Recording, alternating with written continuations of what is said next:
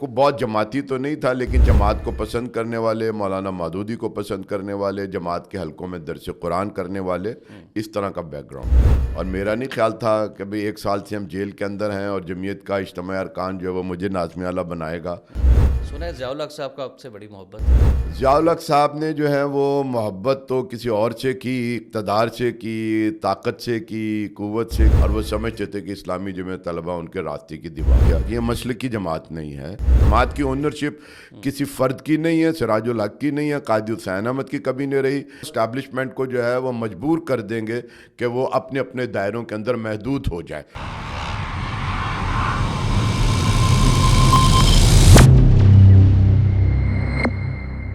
بسم اللہ الرحمن الرحیم. رب اشرح لی صدری ویسر لی امری واحلل عقدۃ من لسانی یفقہوا قولی.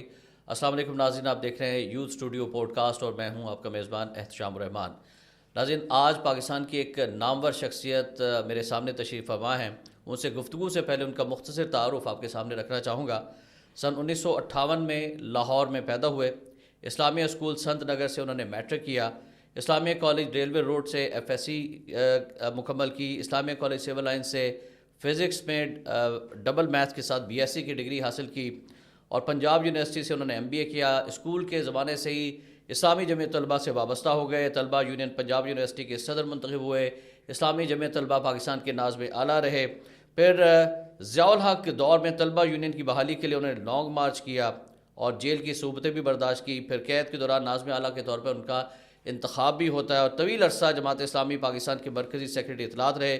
جماعت اسلامی لاہور کے سیکرٹری جنرل اور امیر جماعت لاہور بھی رہے. 2019 سے سیکرٹری جنرل جماعت اسلامی پاکستان ہے. وکلا تحریک، چیف جسٹس بحالی تحریک میں بہت زیادہ ان کے اوپر تشدد بھی ہوا، یہ بھی ان سے پوچھیں گے. اور 2002 میں متحدہ مجلس عمل کے پلیٹ فارم سے صوبائی نشست پر حصہ لیا. مسلم لیگ نون نے ان کے حق میں اپنا امیدوار دستبردار کرایا، لیکن پھر دھاندلی کی گئی اور ان کو زبردستی ہرا دیا گیا.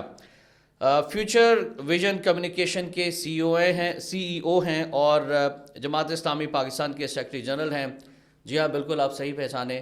محترم امیر العظیم صاحب میرے سامنے تشریف فرمائے. السلام علیکم امیر العظیم. وعلیکم السلام. کیسے مزاج؟ الحمدللہ، اللہ کا آپ کا شکر. مختصر تعارف میں نے ناظرین کے سامنے رکھا. مختصر نہیں، بہت زیادہ ہی کروا دیا آپ نے. اچھا چلے. اس میں ایک چیز رہ گئی. اچھا وہ آپ بتا دیں. وہ کوڑ لکھپت جیل میں نے ایم اے پولیٹیکل سائنس بھی کر لیا تھا. اچھا ماشاء اللہ ماشاء اللہ. اچھا، زمانہ طالب علمی سے پہلے ہی جمعیت میں تھے؟ کیسے آنا ہوا جمعیت میں؟ کچھ یادگار واقعات سنائیں. دیکھیے، جمعیت میں تو میں اپنے حلقے جو کالج کا ہے اس میں تو صرف ووٹر کی حد تک رہا. حافظ شفیق الرحمان صاحب پریزیڈنٹ کے کینڈیڈیٹ تھے اسلامیہ کالج ریگولر روٹ میں، تو ان کی تقریریں بڑی مزیدار اور شاندار ہوتی تھیں اور اردو سننے کے لیے ہم ان کی تقریروں کے ارد گرد اکٹھے ہو جاتے تھے.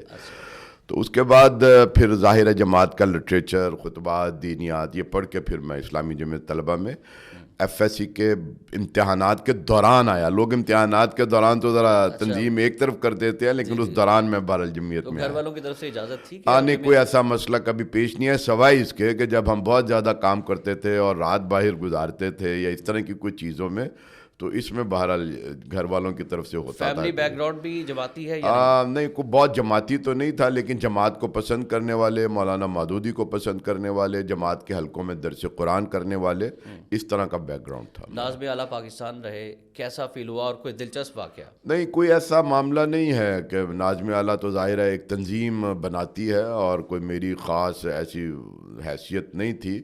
اور جمعیت تو ایک اجتماعی ادارہ ہے، تو میں سمجھتا ہوں کہ جمعیت ہی ناظم اعلیٰ ہوتی ہے. فرد تو بس برائے نام وہاں پر موجود ہوتا ہے. سب ایک دوسرے کے ساتھ جڑے ہوتے ہیں، سیسا پلائی ہوئی دیوار بن جاتے ہیں، بنیانے مرصوص ہوتے ہیں. تو یادگار واقعہ تو یہ ہے کہ بھی میں تو کوڑ لکھپت جیل کے اندر تھا اور میرا نہیں خیال تھا کہ بھی 1 سال سے ہم جیل کے اندر ہیں اور جمعیت کا اجتماع ارکان جو ہے وہ مجھے ناظم اعلیٰ بنائے گا. بہرحال وہ رات کو لیٹ نائٹ ہمیں پتہ لگا اور پھر اگلے دن جمعیت کی شورا آئی کوڑ لکھپت جیل کے اندر. ملاقات کے دوران انہوں نے مجھے حلف پڑھایا اور حلف پڑھ کے پھر میں نے راشد نسیم صاحب جو ظاہر ہے کہ مجھ سے پہلے ناظم اعلیٰ تھے، ان کو پھر میں نے کہا کہ جب آپ میری بات مانیں اور قائم مقام ناظم اعلیٰ کے طور پہ اپنی ذمہ داریاں ادا کریں. سنا ہے ضیاء الحق صاحب کا آپ سے بڑی محبت تھی. ضیاء الحق صاحب نے جو ہے وہ محبت تو کسی اور سے کی، اقتدار سے کی، طاقت سے کی، قوت سے کی، اور البتہ ہم ان کے راستے کے اندر ایک یوں سمجھ لیجئے کہ وہ ایک کانٹے کی طرح کھٹکتے تھے، جس کے باعث جب انہوں نے یونینز بند کیں تو ہم نے اس کے خلاف احتجاج اور تحریک چلائی. پھر انہوں نے یہ خیال کیا کہ وہ عوامی رائے کو لینے کے لیے بڑے بڑے جلسے کریں. جمعیت نے ان کے جلسوں میں جا کے یونین کے بحالی کے نعرے لگائے. پھر انہوں نے ظاہر اپنا یہ سارا پروگرام لپیٹ دیا اور وہ سمجھتے تھے کہ اسلامی جمعیت طلبہ ان کے راستے کی دیوار ہے. وہ کیوں ایسا سمجھتے تھے؟ میرا خیال ہے کہ وہ دیکھ رہے تھے کہ آگے چل کے کوئی پولیٹیکل رول انہیں ادا کرنا چاہیے. بہت عرصہ ہو گیا وردی کے اندر، تو پولیٹیکل رول کرنے کے لیے وہ اپنے رائے عامہ کو ہموار کرنے کے لیے کچھ اس طرح کی سوچ رہے تھے، اور اس میں بہرحال جمعیت نے آگے بڑھ کر ان کی مخالفت. اس لیے انہوں نے نواز شریف صاحب پہ دست شفقت رکھا تھا. دست شفقت تو انہوں نے جنیجو صاحب پر بھی رکھا تھا، پیر پگاڑا پر بھی رکھا تھا. نواز شریف صاحب نے تو بعد میں جو اور بھی سارے کئی دستے جو ہے وہ اپنے آگے پیچھے کر لیے تھے. اچھا جماعت اسلامی ہے کیا؟ ہمیں ذرا اس کا تعارف ہی کروائیں. آپ ماشاءاللہ سیکٹری اطلاعات بھی رہے ہیں، اس کے بارے سے بھی پوچھیں گے، لیکن جماعت کا تعارف جو ہے ایک عام فرد جو پاکستان کا دیکھ رہا ہے وہ جماعت اسلامی کے حوالے سے مختلف پرسیپشن رکھتا ہے کہ یہ مذہبی جماعت ہے، کوئی کہتے ہیں بہت کٹر جماعت ہے اور انتہا پسند جماعت ہے. ایک عام فرد کی اگر بات کرو، لیکن آپ جماعت اسلامی کو کس طرح سے پریزنٹ کریں گے؟ دیکھیں، میں کہتا ہوں اگر ایک لفظ میں سمجھنا ہو تو جماعت اسلامی اسلام ہے، اور یہ اسلام جو ہے وہ اطاعت اور بندگی والا اسلام ہے. یہ کوئی مسلکی اسلام نہیں ہے، فرما برداری والا اسلام ہے. اور اگر دو لفظوں میں سمجھنا ہو تو جماعت اسلامی اسلامی نظام کی بات کرتی ہے، ایک سسٹم کی بات کرتی ہے کہ ہر دائرہ زندگی میں اسلام کی غلبہ ہو، اور معیشت، معاشرت، سیاست، عدالت، ہر جگہ پر اسلام کا جو بھی تعلیمات ہیں اور اس کے جو قوانین ہیں وہ عمل درآمد ہونی چاہیے. اور اگر آپ کسی پورے ایک پیرائے میں سمجھنا چاہیں تو یہ ہے کہ جہاں جہاں اقتدار اور اختیار ہے اسے اللہ سے غافل لوگوں سے چھین کر اللہ کے مطیع فرما بردار لوگوں کے ہاتھوں میں تھما دیا جائے، تاکہ جو اجتماعی گاڑی ہے وہ اللہ اور اس کے رسول کی اطاعت اور فرما برداری میں چل سکے. یعنی سیاسی پلیٹ فارم پہ بھی جدوجہد کر رہے ہیں اور جو دینی نظام ہے، اسلامی نظام کے نفاذ کے لیے بھی جدوجہد کر رہے ہیں. دیکھیے، ہمارے ہاں سیاست کچھ اور ہے. وہ جو عام مروجہ سیاست ہے اس سے تو ہم پناہ مانگتے ہیں. مجھے اگر کوئی کہے کہ آپ سیاسی آدمی ہیں تو میں اسے ان معنوں میں جو ہے وہ قابل نفرت سمجھتا ہوں. میں ایک دینی آدمی ہوں، اور میں یہ سمجھتا ہوں کہ اقتدار کے ایوانوں میں دین کا دروازہ بند ہے. ہم دین کا دروازہ کھولنا چاہتے ہیں، اور جب تک اقتدار کے ایوانوں میں دین کا دروازہ نہیں کھولے گا، یہ جو مروجہ سیاست ہے یہ چنگیزیت ہے. علامہ اقبال جیسے کہہ گئے نا، جدا ہو دین سیاست سے تو رہ جاتی ہے چنگیزی. تو یہ چنگیزیت جو ہے وہ پچھلے کئی برسوں سے اپنا آپ دکھا رہی ہے. تو یہ ہمارا مقصد. امیر العظیم صاحب، اور بھی بہت ساری سیاسی جماعتیں ہیں، جمعیت علماء اسلام ہے، تحریک لبیک ہے. جماعت اسلامی میں اور دیگر مذہبی جماعتوں میں آپ کیا فرق دیکھتے ہیں؟ میں نے جیسے پہلے عرض کیا کہ یہ مسلکی جماعت نہیں ہے، یہ اطاعت و فرما برداری والا اسلام کو اپنے سامنے رکھتی ہوئی ہے. اور اس جماعت کے اندر ہر مسلک کا آدمی آ سکتا ہے اور جد و جہد کر سکتا ہے. اور اس میں خاص طور پہ فرق یہ ہے کہ باقی سیاسی یا دینی جماعتیں جو ہے نا وہ فرد کو قبول کر لیتی ہیں کہ جی آ رہا ہے ہمارے ساتھ. ہم اس فرد کو کہتے ہیں کہ آئیے، اپنے آپ کو تبدیل کیجئے، اپنے کردار اور اخلاق کو مضبوط بنائیے. کیونکہ جماعت اسلامی کبھی بھی اپنی ساکھ پر سمجھوتا نہیں کرتی. ہم انسانوں کی تیاری کرتے ہیں، تربیت کرتے ہیں. اور یہ نبی اکرم صلی اللہ علیہ وآلہ وسلم کا وہ قار نبوت ہے، یتلو علیہم آیاتہ ویزکیہم. یہ جو تزکیہ ہے، جب تک یہ تزکیہ نہیں ہوگا لوگوں کا تو مدینے کی ریاست نہیں بن سکے گی. آپ اپنا بھی تزکیہ کیجئے، اپنے ساتھ والوں کا بھی تزکیہ کیجئے، اپنے ووٹروں کا بھی تزکیہ کیجئے. یہ ایک نظریاتی جدوجہد ہے. نظریاتی جدوجہد. جماعت اسلامی کا تنظیمی اسٹرکچر اگر کوئی سمجھنا چاہے تو اسے آپ کیسے سمجھائیں گے؟ جماعت کا تنظیمی اسٹرکچر یہ ہے کہ ایک کیڈر سسٹم ہے کہ ہم لوگوں کو اپنی طرف راغب کرتے ہیں، پھر ان کا تزکیہ اور تربیت کرتے ہیں. جو ان کی تزکیہ اور تربیت ہوتی چلی جائے ہم انہیں اپنے فیصلہ سازی میں شریک کرتے رہتے ہیں. وہ کارکن بنتا ہے، وہ امیدوار رکن بنتا ہے، اور آخری سطح ہے رکنیت کی. رکن بن کر یعنی یہ نہیں ہے کہ کارکن اور ارکان کے درمیان کوئی پروٹوکول کا فرق ہے یا مراتب کا، ساری چیزیں ایک جیسی ہیں. البتہ یہ کہ فیصلہ سازی میں جو امارت جماعت ہے اس میں ارکان کو ہم دیتے ہیں کہ اس وقت ہمارے اگر کوئی 45,000 کے قریب ارکان ہیں، وہ امیر جماعت کا انتخاب کرتے ہیں، اور ہر سطح کی شورا کا انتخاب جو جماعت کے نظم کو لے کر چلتی ہے وہ بھی ارکان کے ہاتھ میں ہے.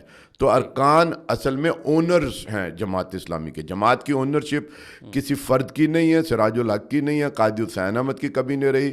یہ اونرز جو ہیں وہ ملکیت جو ہے وہ ارکان کے پاس. اصل جماعت میں موروثیت نہیں ہے, بالکل موروثیت نہیں ہے, کوئی خاندان, کوئی پیسہ, کوئی اس طرح کی چیز جو باقی پارٹیوں کے اندر ہے کہ بے باپ کے بعد بیٹا ہی, چاہے وہ دینی جماعت ہو یا سیاسی جماعت ہو, وہ براجمان ہو جاتا ہے. ہمارے یہاں اس طرح کی کوئی چیز نہیں ہے. ارکان جماعت ہیں کہ جو اپنی آزاد مرضی سے نہ صرف امیر جماعت کا انتخاب کرتے ہیں بلکہ ہر سطح کی شورا, اور پھر یہ امیر جماعت اور ہر سطح کی شورا یہ جماعت کے نظم کو چلانے کے لیے آخری بات ہے. امیر العظیم صاحب, آج کل بڑی بحث ہو رہی ہے سیاسی جماعتوں میں منشور کے حوالے سے, تو جماعت اسلامی کا جو منشور ہے دیگر سیاسی جماعتوں سے کیسے ڈیفرنٹ ہے؟ دیکھیے, منشور تو کوئی بڑا مسئلہ نہیں ہے. میرے نزدیک یہ منشور اور یہ بیانیاں, یہ تقریریں, یہ سطحی چیزیں ہیں. اصل چیز ہے پریکٹس, عمل درآمد. اگر عمل درآمد نہیں ہے تو آپ کہیں کہ جناب ہم آپ کو سونے کے انڈا دینے والی مرغی آپ کے گھروں میں پہنچا دیں گے اور آسمان سے تارے توڑ لائیں گے, تو یہ صرف بیانیہ ہے. میں یہ کہتا ہوں کہ جماعت اسلامی کے منشور اور باقی پارٹی کا منشور میں فرق ہے پریکٹس کا, کہ ہم جو کچھ کہتے ہیں اس پہ عمل درآمد کرتے ہیں. اور اقتدار میں آئے بغیر ہم نے عمل درآمد کر کے دکھایا. جب ہم کہتے ہیں کہ ہم تعلیم عام کریں گے تو ہم بتاتے ہیں کہ جناب ہم 5 لاکھ بچوں کو ابھی بھی تعلیم دے رہے ہیں, کہیں غزالی اسکول کے نام پر, کہیں عثمان پبلک اسکول کے نام پر, کہیں ریڈ فاؤنڈیشن کے نام پر. اسی طرح ہم کہتے ہیں کہ ہم آپ کو علاج فراہم کریں گے, تو بے شمار ہاسپٹل جماعت اسلامی چلا رہی ہے, واٹر فلٹر پلانٹ ہے, صحیح صاف پانی جو ہے وہ فراہم کر رہے ہیں. اچھا, باقی پارٹیاں جو ہے وہ منشور وہ ایک سراب کے طور پر رکھتے ہیں کہ ہم آپ کو دے دیں گے. وہ کہتے ہیں ہم آپ کو 1 کروڑ نوکریاں دیں گے, 50 لاکھ گھر بنا کے دیں گے. تو پوچھئے کہ جناب آپ نے کیا کیا؟ وہ کہتے ہیں ہم آپ کو روٹی کپڑا مکان دیں گے. آپ نے پورے ملک کو نہیں دیا, آپ نے اگر لاڑکانے کو دے دیا تو میں مان جاؤں کہ آپ نے 25 سالوں میں 30 سالوں میں جو ہے نا وہ لاڑکانے کو جو امپاور کر دیا ہے. تو میرا خیال میں آ کے چیلنج کر رہے ہیں کہ جی پنجاب میں اتنی ترقی نہیں جتنی ہم نے سندھ میں کی ہے. وہ تو جی کوئی لاڑکانہ جا کے دیکھ لے تو اسے پتہ لگ جائے گا کہ وہاں کیا ہو رہا ہے اور یہاں پر کیا ہے. اچھا, آپ بھی ماشاءاللہ انتخابی پولیٹکس میں بھی رہے. 2002 میں نون لیگ کے کینڈیڈیٹ دستبردار ہوئے, لیکن پھر بھی آپ کو ہروا دیا گیا, دھاندلی کا الزام بھی لگا. اس مرتبہ آپ کس حلقے سے الیکشن لڑ رہے ہیں؟ میں 1 to 6 سے الیکشن لڑ رہا ہوں. جہاں ہم بیٹھے ہوئے ہیں یہ منصورہ, اس کے ارد گرد نہر کے اوپر جتنی آبادیاں ہیں, وابڈا ٹاؤن ہے, انجینئرز ٹاؤن ہے, یہ سارے علاقے ہیں, ٹھوکر نیاز بیگ ہے, یہ پورا ایک علاقہ بنتا ہے بڑا. انتخابی مہم آپ کی کیسی جاری ہے, اور پورے پاکستان میں جماعت اسلامی جو ہے وہ اس وقت ترازو کے انتخابی نشان پر, میرے خیال میں ہسٹری میں جماعت کی پہلی مرتبہ اپنے انتخابی نشان پہ کانٹیسٹ کر رہی ہے, کیسی پوزیشن ہے؟ جہاں تک میری انتخابی مہم کا تعلق ہے, چونکہ سردی کی شدت تھی, ہم ڈور ٹو ڈور کمپین ہم نے کی ہے. اس کے باوجود ہم نے بڑے جلسے کیے مرد و خواتین کے, اور اس کے علاوہ کارنر میٹنگز کیا. ہمارے یہ جو پروگرامات ہیں ابھی تک کوئی پارٹی جو ہے وہ اس کا مقابلہ نہیں کر سکی جس حد تک. اور بڑا ایک ہم نے حلقے کا جلوس بھی جو ہے وہ نکالا ہے, نوجوانوں کی ریلیز کی ہے. اس حد تک تو ہم مطمئن ہیں کہ ہم نے ہر جگہ پر پہنچے ہیں اور لوگوں تک اپنی بات پہنچائی ہے. دوسری بات, جو پورے ملک میں جماعت اسلامی کی ترازو کی مہم ہے, تو اس میں یہ میں عرض کرتا ہوں کہ جماعت اسلامی نے چند سال پہلے جو پچھلا سارا ایکسپیرینس تھا اتحادی سیاست کا, اس سے خیر بات کہا, چونکہ ہم اس نتیجے پر پہنچ گئے تھے کہ ہم نے جن لوگوں کو بھی اپنے کندھوں پر بٹھا کے اقتدار کے ایوانوں میں پہنچایا ہے, جب تک انہوں نے اپنی گرفت اقتدار پہ مضبوط نہیں کی, وہ ہمارے ساتھ یعنی زبانی گفتگو کی حد تک تو ٹھیک رہتے ہیں. جب وہ اپنی اقتدار کی گرفت مضبوط کر لیتے ہیں تو پھر فوراً ہی الیکشن جیتنے کے بعد اعلان کرتے ہیں کہ ہم نے چونکہ مغرب کے ساتھ رہنا سہنا ہے تو جمعے کی چھٹی بند کرتے ہیں اور اتوار کی چھٹی بحال کرتے ہیں, اور سود کے لیے ہمیں بڑا لمبا وقت چاہیے. اور اس کے علاوہ وومن پروٹیکشن بل اور ٹرانسجنڈر بل, یہ ساری چیزیں ہیں جن کو ہم نے دیکھ کر یہ کہا کہ ہمیں نظریاتی جدوجہد کے ساتھ آگے بڑھنا چاہیے. وہ جو لیسر ایول والی ایک ضرورت تھی اور جس کے نتیجے میں کچھ لوگ ہمیں کہتے تھے کہ آپ بیساکھیوں کا سہارا لے رہے ہیں, ہم نے اس کو چھوڑ دیا. اب اس الیکشن مہم جو ترازو کی مہم ہے, جیسے آپ نے کہا کہ ایک دفعہ پہلی بار ہم نے بڑے پیمانے پر اپنے کینڈیڈیٹ دیے ہیں, یہ جماعت اسلامی کی سیاسی کامیابیوں کی بنیاد بن رہی ہے. اور میں دیکھ رہا ہوں کہ آنے والے سالوں کے اندر ان بنیادوں کے اوپر ایک بڑی عمارت جو ہے وہ تعمیر ہوگی انشاءاللہ. اچھا امیر العظیم صاحب, آپ کے ذہن میں توقعات کیا ہیں انتخابات کو لے کر؟ یقیناً آپ کے ذہن میں تو ہوگا کہ ہم 100% رزلٹ دیں، لیکن پھر بھی کتنی نشستیں جماعت جیتنے میں انشاءاللہ کامیاب ہو جائے گی؟ اور پھر کیا جب جیت جائیں گے تو اس کے بعد کسی سیاسی جماعت کے ساتھ آپ الائنس میں جا سکتے ہیں؟ دیکھیں میں آپ کو بتاؤں، ہم اس الیکشن کے نتیجے میں ڈبل ڈیجٹ میں پہنچیں گے، یعنی 2 ہندسوں تک جو ہے نا وہ ضرور پہنچیں گے. انشاءاللہ. اور 2 وہ ہندسوں سے کیا مراد ہے؟ مطلب یہ ہے کہ وہ 99 بھی ہو سکتی ہیں اور 11 بھی ہو سکتی ہیں. ڈبل ڈیجٹ یہ ہے کہ 9 سے آپ اوپر چلے جائیں اور 99 تک جو ہے نا وہ آپ پہنچ سکتے ہیں. یہ اس وقت ہمارا یہ خیال ہے. اچھا، دوسری بات اس سے اہم تر ہے کہ ہم کیا کریں گے. ہم کسی کا سہارا نہیں بنیں گے. ہم نے اب پاکستان کو، یہاں کے نوجوانوں کو، یہاں کے خواتین کو، یہاں کے کسانوں کو، مزدوروں کو اس سراب سے بچانا ہے جس میں پچھلے کئی برسوں سے یہ قوم جو ہے وہ اس کے پیچھے لگتی ہے. یعنی قوم کے اندر نقص نہیں ہے. قوم جو ہے نا وہ دیکھتی ہے کہ ایک پارٹی میں ایک لیڈر آتا ہے، بڑا پاپولر ہے، مشہور لوگ ہیں، اور وہ کہتے ہیں جی روٹی کپڑا مکان دیں گے، یا ملک کو جو ہے وہ قرضوں سے نجات دیں گے، یا مدینے کی ریاست بنائیں گے. یہ سراب ہے، چونکہ کارکردگی ان کے پیچھے نہیں ہے. یہ صرف لوگوں کو دھوکہ دینے والی ایک بات ہے. ہم اس سراب سے بچائیں گے جس طرح سے ہم نے گوادر میں ایک جدوجہد کی ہے، ہم نے کراچی کے اندر جدوجہد کی ہے، ہم نے پارلیمنٹ کے اندر کی ہے، سینٹ کے اندر مشتاق خان صاحب نے کی ہے، جسے پوری دنیا دیکھ رہی ہے. بالکل صحیح. اور پہلے چونکہ ہماری یہ جدوجہد جب وہ لوگوں تک نہیں پہنچتی تھی، اخبار اور ٹی وی اور ریڈیو پہ ایک استحصالی طبقہ یا حکومت کا ہاتھ ہوتا تھا. اب یہ کیمرے والا موبائل آ گیا ہے، سوشل میڈیا ہے، ہماری چیزیں، ہماری کارکردگی، ہماری گفتگو لوگوں تک پہنچ رہی ہے. پرسیپشنز جو ہے وہ ختم ہو رہے ہیں اور ہمارے مقابلے میں جو پارٹیاں ایکسپوز ہو رہی ہیں. اس لیے میں یہ سمجھتا ہوں کہ آنے والے سال جماعت اسلامی کی سیاسی کامیابیوں کے سال ہوں گے. اچھا، اسٹیبلشمنٹ کے بغیر یہ سمجھا جاتا ہے کہ پاکستان میں کوئی آگے نہیں آ سکتا، تو جماعت اسلامی کی اس حوالے سے کیا پالیسی ہے؟ کوئی رابطے اسٹیبلشمنٹ نے کیے ہیں آپ سے؟ نہیں، میں آپ کو کہتا ہوں کہ اگر ووٹر آپ کا ساتھ دے دیں اور آپ کے سامنے علیم ترین قریشی، ٹمن، نواب، لغاری، مزاری، چودھری نہ ہوں آپ کے ساتھ، تو پھر اسٹیبلشمنٹ کوئی رکاوٹ نہیں ہے. عوام کا ساتھ ہونا اسٹیبلشمنٹ کو جو ہے وہ مجبور کر دیں گے کہ وہ اپنے اپنے دائروں کے اندر محدود ہو جائے.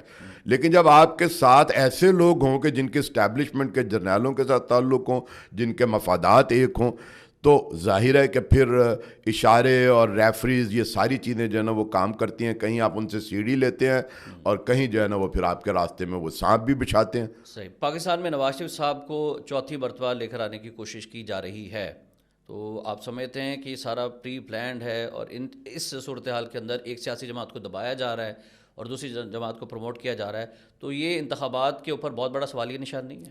یہ ہے اور ہمیشہ سے ہے، یہ کوئی پہلی دفعہ تو نہیں ہے. یعنی آپ دیکھیں نا جی 70 کے اندر بھی جو ہے وہ بھٹو لاڈلا تھا اسٹیبلشمنٹ کا، اور بین الاقوامی اسٹیبلشمنٹ بھی ان کے پیچھے تھی. جیتے تو جو ہے وہ شیخ مجیب تھے، زیادہ سیٹیں بھی ان کے پاس تھیں. آپ نے ان کو اسمبلی کا اجلاس نہیں کرنے دیا گیا، یہاں سے دھمکیاں دی گئیں جس کے نتیجے میں ملک جو ہے وہ 2 لخت ہوا. لاڈلا اس وقت بھٹو تھا. اس کے بعد بھی ہمارے سامنے چیزیں جو ہے نا وہ رہی ہیں. تو یہ پہلی دفعہ نہیں ہو رہا. اور چونکہ ایک ایلیٹ اشرافیہ ہے پاکستان کا، جو سیاسی اور معاشی ماڈل ہے وہ ایک ایلیٹ اشرافیہ کے ہاتھوں کے اندر پہنچ چکا ہوا ہے. ہم اس سے نجات قوم کو دلانا چاہتے ہیں.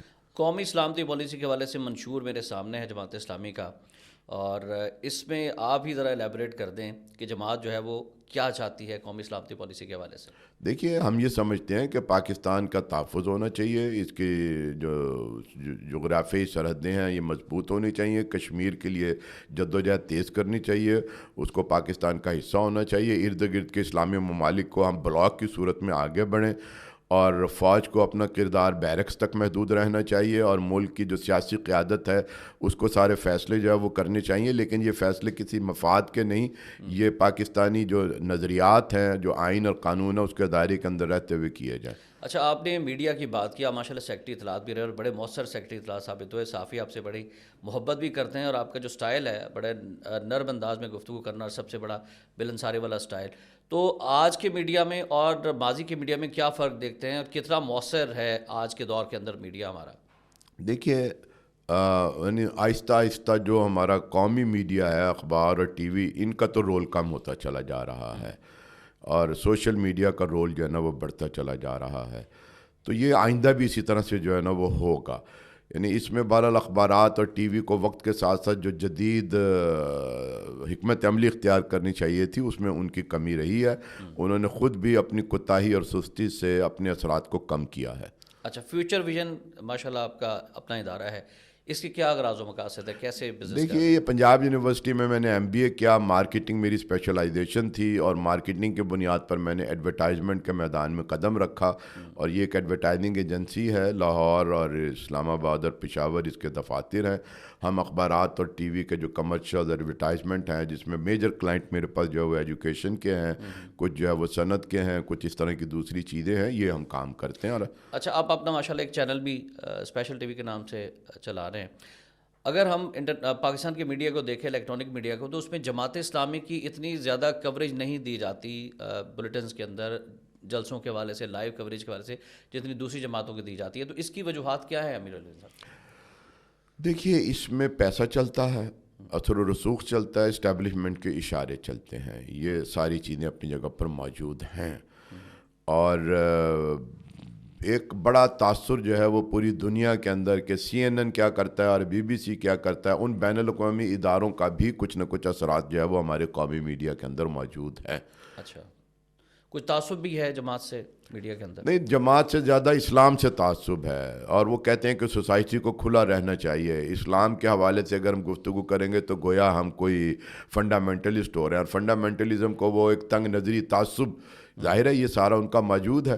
یعنی یہ نہیں دیکھتے لوگ کہ پوری دنیا ایک طرف ہے اور غزہ کی جنگ بندی کے لیے یو این او میں لوگ بار بار قراردادیں پیش کریں اور امریکہ اس کو ویٹو کر رہا ہے. اس کے باوجود امریکہ کے بارے میں امیج ہے کہ وہ اس پوری دنیا کے اندر امن کا علمبردار ہے. کہاں امن کا علمبردار ہے؟ کسی دور کے اندر نہیں رہا.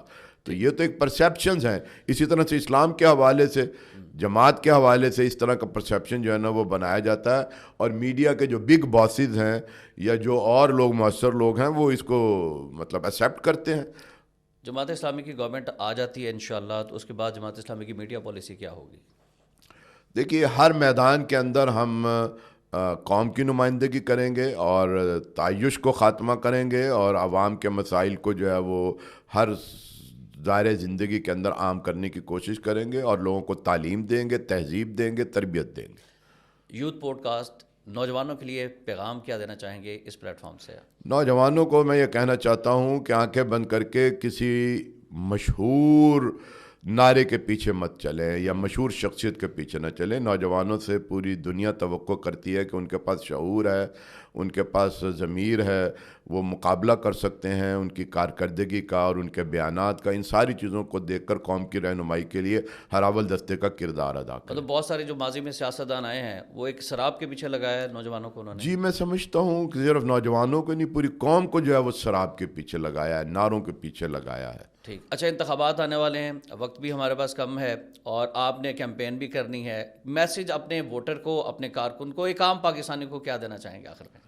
پیغام یہی ہے کہ آپ اسلام اور پاکستانی عوام اور خوشحالی، ان تین چیزوں کو سامنے رکھتے ہوئے 8 فروری کو ووٹ دیجئے ترازو کو. بہت شکریہ امیر العظیم صاحب، کم وقت میں بڑی اہم گفتگو ہوئی. Thank you very much for being with us. انشاءاللہ مزید بھی آپ سے اس پوڈ کاسٹ کے توسط سے گفتگو ہوتی رہے گی، ملاقات ہوتی رہے گی. بہت شکریہ. ناظرین، آخر میں جماعت اسلامی کا منشور میرے سامنے ہے. جماعت اسلامی کی دعوت کے حوالے سے مولانا سید ابو العلا مودودی رحمۃ اللہ علیہ کا فرمان کہ اپنی پوری زندگی میں اللہ کی بندگی اور حضرت محمد صلی اللہ علیہ وآلہ وسلم کی پیروی اختیار کرو، دو رنگی اور منافقت چھوڑ دو، اور اللہ کی بندگی کے ساتھ دوسری بندگیاں جمع نہ کرو. اللہ سے پھرے ہوئے لوگوں کو دنیا کی رہنمائی اور فرما روائی کے منصب سے ہٹا دو اور زمام کار مومنین اور صالحین کے ہاتھ میں دو، تاکہ زندگی کی گاڑی ٹھیک اللہ کی بندگی کے راستے پر چل سکے. اور جو اس دعوت کو حق سمجھے وہ اس میں ہمارا ساتھ دے، اور جو روڑے اٹکائے وہ اللہ کے ہاں اپنا جواب سوچ لے. قرآن و سنت کی دعوت کو لے کر اٹھو اور پوری دنیا پر چھا جاؤ. احتشام الرحمان اور امیر العظیم صاحب کو اجازت دیجیے گا. اللہ حافظ.